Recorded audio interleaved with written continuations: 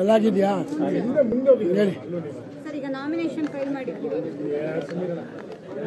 4 ಬಾರಿ ಸೋತಿದ್ರಿ, ಪರಿಷತ್ಗಾಗಿ ಆಗ್ತಾ ಇದ್ರಿ, ಹೇಗೆ ಅನ್ಸುತ್ತೆ ನಿಮಗೆ?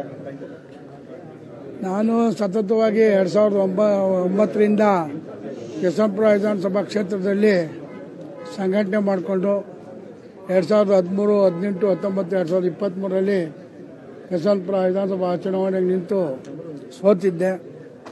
ನಮ್ಮ ಕಾರ್ಯಕರ್ತರ ಮುಖಂಡರುಗಳ ಭಾವನೆಗಳನ್ನ ಅರ್ಥ ಮಾಡಿಕೊಂಡು ಕುಮಾರಣ್ಣವರು 2023ರಲ್ಲಿ ನಾನು ಸೋತಾದ ನಂತರ ವಿಧಾನಸಭೆ ಕಳಿಸ್ಕೊಡ್ತೀನಿ, ನೀನು ಧೈರ್ಯವಾಗಿರೋ, ಸಂಘಟನೆ ಯಾವುದೇ ರೀತಿಯಲ್ಲಿ ನಿಲ್ಲಿಸಬೇಡ ಅಂಥೇಳಿ ನಮ್ಮ ಕಾರ್ಯಕರ್ತರ ಮುಖಂಡರು ಒತ್ತಾಯ ಮಾಡಿದಾಗ ಖಂಡಿತ ನಿಮಗೆ ನಿರಾಶೆ ಮಾಡೋದಿಲ್ಲ, ನಾನು ಗೌಡ್ರನ್ನ ವಿಧಾನ ಪರಿಷತ್ಗೆ ಆಯ್ಕೆ ಮಾಡಿ ಕಳಿಸ್ಕೊಡ್ತೀನಿ ಅಂತ ಏನೊಂದು ಮಾತನ್ನು ಕೊಟ್ಟಿದ್ದರು. ಮಾತು ಪ್ರಕಾರ ನಡ್ಕೊಂಡಿದ್ದಾರೆ. ಈ ಪರಿಷತ್ಗೆ ನನ್ನ ನಾಮನಿರ್ದೇಶನ ಆಗ್ತಾ ಇರ್ತಕ್ಕಂಥದ್ದು ನನ್ನ ಕಾರ್ಯಕರ್ತರಿಗೆ, ಮುಖಂಡರಿಗೆ, ಯಶವಂತಪುರ ವಿಧಾನಸಭಾ ಕ್ಷೇತ್ರದ ಎಲ್ಲ ನನ್ನ ಕಾರ್ಯಕರ್ತರು ಮುಖಂಡರಿಗೆ ಈ ಗೆಲುವು ಅವ್ರಿಗೆ ಸಲ್ಲಬೇಕು. ಹಾಗೆ ಕುಮಾರಣ್ಣವರು, ದೇವೇಗೌಡರು, ಜಿ.ಟಿ. ದೇವೇಗೌಡರು, ನಮ್ಮ ಪಕ್ಷದ ಎಲ್ಲ 19 ಶಾಸಕರು ದೇವರಾಯಗೌಡರಿಗೆ ಮಾಡಿ ವಿಧಾನ ಪರಿಷತ್ಗೆ ಕಳಿಸ್ಕೊಡ್ಬೇಕು ಅಂತೇಳಿ ಏನೋ ಒಂದು ತೀರ್ಮಾನ ತಗೊಂಡು ನನ್ನ ಮೇಲೆ ಭಾಳ ವಿಶ್ವಾಸವನ್ನು ಇಟ್ಟು ಇವತ್ತು ನನ್ನ ನಾಮನಿರ್ದೇಶನವನ್ನು ಮಾಡಿಸಿದ್ದಾರೆ, ನಾಮಿನೇಷನ್ ಹಾಕ್ಸಿದ್ದಾರೆ.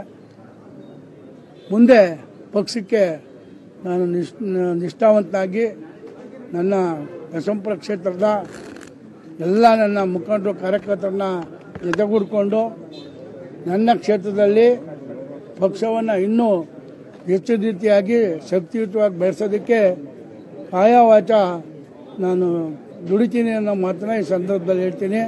ಹಾಗೆ ನನ್ನ ಮೇಲೆ ಭಾಳ ವಿಶ್ವಾಸವನ್ನಿಟ್ಟು ಕುಮಾರಣ್ಣ, ದೇವೇಗೌಡರು ನನ್ನ ವಿಧಾನ ಪರಿಷತ್ಗೆ ಆಯ್ಕೆ ಮಾಡಿರೋದ್ರಿಂದ ಅವ್ರಿಗೆ ನಾನು ತುಂಬ ಹೃದಯದ ಅಭಿನಂದನೆಗಳನ್ನ ಸಲ್ಲಿಸ್ತೀನಿ.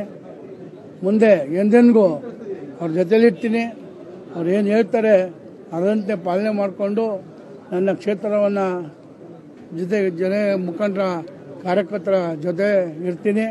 ಮುಂಬರುವ ZP ಚುನಾವಣೆ ಇರ್ಬೋದು, ತಾಲೂಕ್ ಪಂಚಾಯತ್ ಚುನಾವಣೆ ಇರ್ಬೋದು, BBMP ಚುನಾವಣೆ ಇರ್ಬೋದು, ಎಲ್ಲಕ್ಕೂ ನಾವು ಸನ್ನದ್ಧರಾಗಿ ಚುನಾವಣೆ ಎದುರಿಸಿ ಕುಮಾರಣ್ಣವ್ರಿಗೆ ಒಂದು ಶಕ್ತಿಯನ್ನು ಕೊಡ್ತಕ್ಕಂಥ ಕೆಲಸವನ್ನು ನಾನು ಮಾಡ್ತೀನಿ ಅನ್ನೋ ಮಾತನ್ನ ಸಂದರ್ಭದಲ್ಲಿ ಹೇಳ್ತೀನಿ.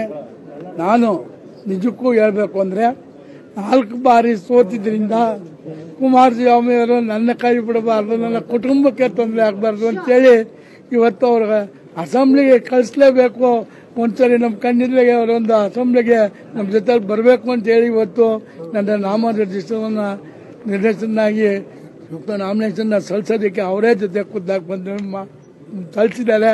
ನಾನು ಎಂದೆಂದಿಗೂ ಆ ಕುಟುಂಬಕ್ಕೆ, ಅವರಿಗೆ, ನಾನು ಎಲ್ಲ 19 ಶಾಸಕರಿಗೆ ಚಿರಋಣಿಯಾಗಿರ್ತೀನಿ ಅನ್ನೋ ಮಾತನ್ನ ಈ ಸಂದರ್ಭದಲ್ಲಿ ಹೇಳಕ್ಕೆ ಇಷ್ಟಪಡ್ತೀನಿ.